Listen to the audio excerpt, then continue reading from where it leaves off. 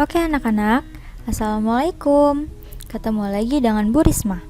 Kali ini kita akan membahas materi untuk kelas 10, yaitu tentang sel tumbuhan dan sel hewan. Sebelum pelajaran yang kita mulai, jangan lupa untuk berdoa dulu ya.